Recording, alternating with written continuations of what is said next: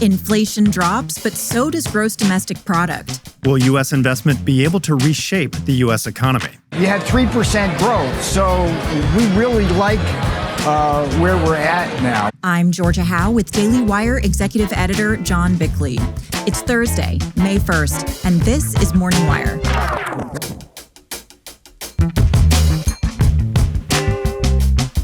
Trump vowed to drill, baby, drill to make America energy independent. We go on location with Interior Secretary Doug Burgum, who's making good on Trump's promise. We're going to mine, baby, mine, so we can build, baby, build. And China is quietly backing off on some tariffs, but slams the brakes on U.S. farm orders. We're fully committed to raising pork, not only domestically, but globally. Thanks for waking up with Morning Wire. Stay tuned. We have the news you need to know.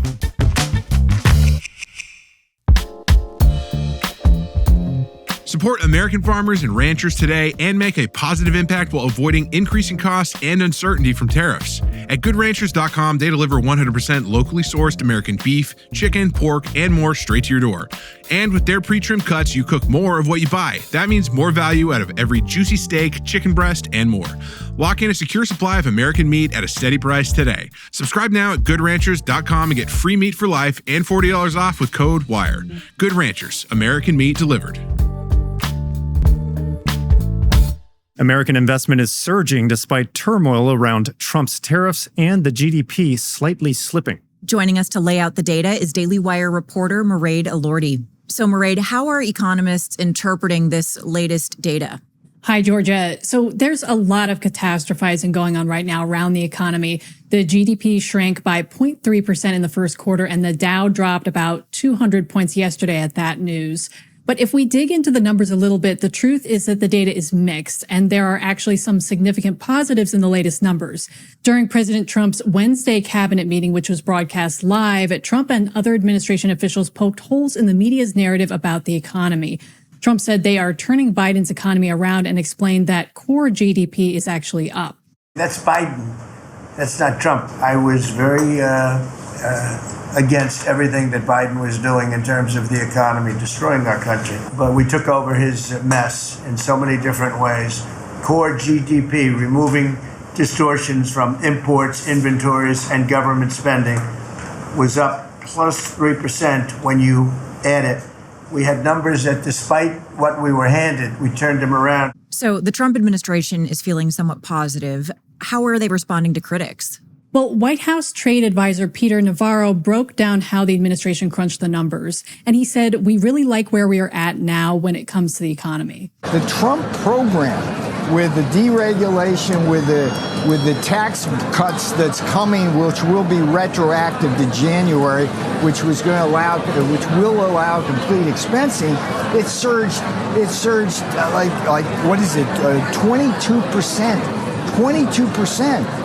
And then consumption, despite the soft data with the confidence being down, the consumption has been robust. Okay. So that number's a really good number when you sort out all of that stuff. And we should be celebrating Trump policy and that number. Now, we've also heard the Trump administration say that more companies are coming back to U.S. soil. What do we know about that?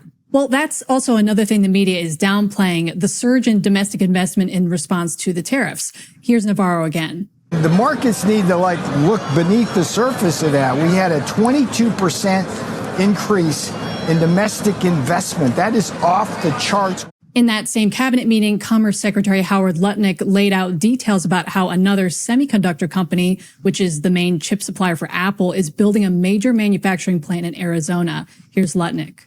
So they're investing $165 billion in 1,100 acres in Arizona, and they're building the highest tech chip manufacturing, semiconductors, and 4,000 employees. You know, American tradecraft, right? Technicians doing every kind of work, the classic foundation of America. Trump also said he has gotten $8 trillion in new investments in the United States since taking office. If we didn't do the tariffs, they wouldn't be doing that.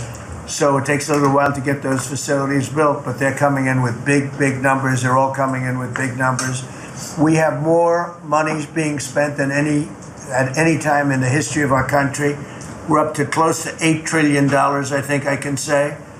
And really, it's going to be a lot higher than that. There are also other good economic markers right now. Inflation slowed to its lowest rate since September, and consumer spending surged $135 billion or 0.7%. Much of that was Americans buying cars and other big-ticket items, partly to get ahead of Trump's tariffs. Meanwhile, prices stayed the same in March, and personal incomes rose by $116.8 billion or 0.5%. These are all healthy markers. Of course, we can't predict everything with the volatility of the tariffs, but it's certainly not all doom and gloom. Well, a lot to watch here, and we're going to continue watching each of these markers. Mairead, thanks for reporting.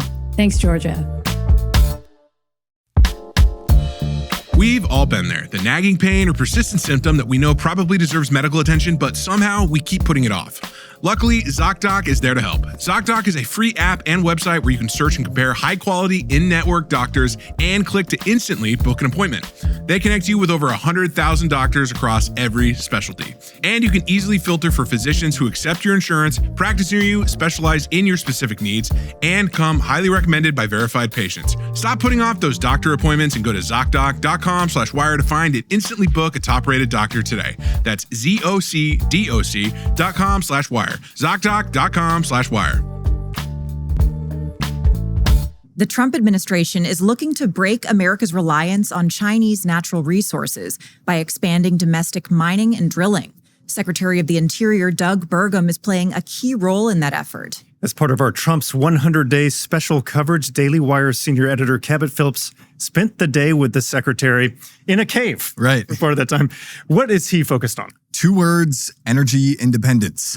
I know when a lot of people think of the most powerful cabinet positions, it can be easy to overlook the Secretary of Interior, but it's a crucial role, especially for this administration. Yeah. The department oversees billions of acres of federal lands and waterways and all of our national parks. I met the secretary at one of those parks, Mammoth Cave in Kentucky. It's actually the longest cave system in the world. It was a lot of fun. But beyond parks, Burgum also has the power to open up new land for mining and drilling operations, and he's doing just that. This month, when China announced a new ban on the export of several rare earth minerals, Secretary Burgum announced that he would be reversing President Biden's so-called war on mining to ensure that America could begin producing those minerals on our own. Obama, Biden, their whole approach was we're going to shut down mining, we're going to shut down oil and gas development. They really I'm going to say crushed the mining industry, both the extraction of these resources, but also the processing of that. China was happy to have the rest of the Western world stop mining so that they could take control of the markets around these critical minerals, which we need for defense, for technology, for electronics, really for everything today in modern life depends on it. So now in the United States, we've got to get back in the game. There's a capability called fast tracking where you can speed up. There have only been 2 mining operations in the U.S. history that had ever been put on that list to accelerate their permitting. President Trump added 10 more mining projects last week. There's going to be dozens more in the weeks ahead that'll be announced that are being added to that list. So we're getting back in the game. And because President Trump made an emergency energy declaration, Secretary Burgum, who's also the chair of the National Energy Dominance Council, was able to bypass regulations that typically result in years-long delays on new mining projects. Now they're going to be taking just 2 weeks. Burgum told me that overregulation of the mining industry here in America has driven businesses elsewhere, forcing us to be more reliant on places like China. The tool that's been used to kill all of these natural resource industries in America has been permitting. I mean, permitting has been just drag on years, decades. Then finally a permit's issued, then a lawsuit is filed, then it drags on in court. And that uncertainty has driven the capital formation out of these industries. And it's caused actually even American companies to say, well, if I'm going to do mining, I better do it overseas. And it's worth noting, Burgum says that bringing mining operations back to the U.S. will actually be better for the environment globally as a whole. Here he is making that case. We do it cleaner, better, safer, smarter, and healthier here in the U.S.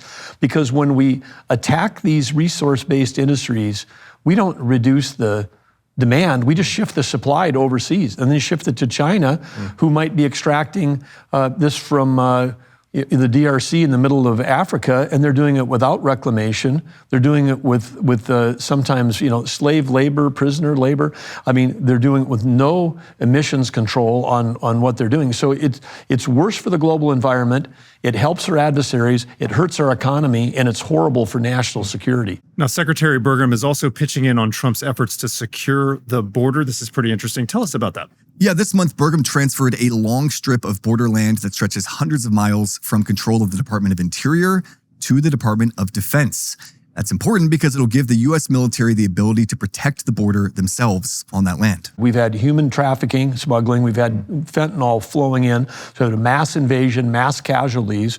Well, now we have a 60-foot strip that's been transferred to the U.S. DOD. If someone sets foot on that, they're trespassing on a military installation. Now the troops that President Trump, through the border emergency, has deployed down there, they can detain someone for that trespassing until the Border Patrol, who's got arrest authority, can arrest them. So this is going to help with the collaboration between the Border Patrol and our DOD. We got into a lot more during our day spent together, including the behind-the-scenes story of renaming the Gulf of Mexico the Gulf of America. That was actually Burgum's job. You can watch the full video of our day together on YouTube or dailywire.com. It's definitely worth a watch. He's got a lot on his plate. He's certainly hit the ground running. Kevin, thanks so much for reporting. Absolutely. President Trump continues to tout his trade policies as China quietly makes concessions, but also cancels major U.S. agriculture orders. Here with more is Daily Wire reporter Amanda Prestigiacomo. So, Amanda, a lot of developments out of China as this trade war progresses. Let's start with the reported concessions out of Beijing. What's happening there? Yeah, so there was a report from Reuters yesterday that said that China has created a list of U.S.-made products that they're going to exempt from their retaliatory 125% tariffs. Now, that would be in addition to other exemptions that China has already made on things like pharmaceuticals, microchips, and aircraft engines. Behind the scenes, we have Beijing apparently privately notifying companies about these latest exemptions. Now, that would obviously be to preserve this posture from China that they're going to fight Trump to the end on these tariffs. To that point, just this week, China released a propaganda video about fighting Trump, and it's titled Never Kneel Down. Bowing to a bully is like drinking poison to quench thirst. It only deepens the crisis. Make no mistake, the U.S. will keep flip-flopping and playing hardball. But China will stand firm. No matter how hard the wind blows. No matter how clouds rage. It's also worth noting that Trump has said that he is in trade talks with China and that President Xi actually did call him recently. China, though, has denied that. So perhaps another example of private concessions while China puts on a bold public face. So hopefully some quiet compromise behind the scenes there. Exactly. Now, what's going on the agriculture front? Yeah, so just last week, China made its largest cancellation of pork orders in 5 years, halting about 12,000 tons of U.S. pork. The nation has also significantly dropped its soybean orders by 97% compared to just 2 weeks ago. For some context, U.S. farmers export more than $176 billion worth of agricultural products a year. Nearly 10% of that is soybean and pork for China. Here's one farmer from Iowa, a leading pork-producing state, discussing her concerns about China and her desire for fair trade. And what we really want is fair trade, and we want to make a living doing it. So we want fair prices. We want to be able to sell our product not only within the United States, but globally. So whether that's to China, whether that's Mexico, Canada, we want to be able to sell it. Agriculture Secretary Brooke Rollins addressed potential implications we could see with China during this trade war, and she said that she's looking to open up markets for American farmers. I mean, almost every country in the world treats their farmers better than ours have been treated under the tariff regime of the rest of the world and not of America. That is what is realigning right now. My focus is to expand market access. So while we're renegotiating those deals with current partners, working and moving into Japan and Vietnam and India and Brazil and other countries to make sure that not only do we have the same amount of product that goes in as was done in the last Trump administration, obviously it shrunk under the Biden administration, but that we expand that greatly and that our farmers and ranchers see an era of prosperity that's unprecedented for them. In addition to the Department of Agriculture looking to expand the U.S. export market, Trump said back in March that he really wants to boost agricultural production to be sold right here in the U.S. Well, hopefully over the next few months, we can get all these trade deals sorted out. Amanda, thanks for reporting. You're welcome. Thanks for waking up with us. We'll be back tomorrow morning with the news you need to know.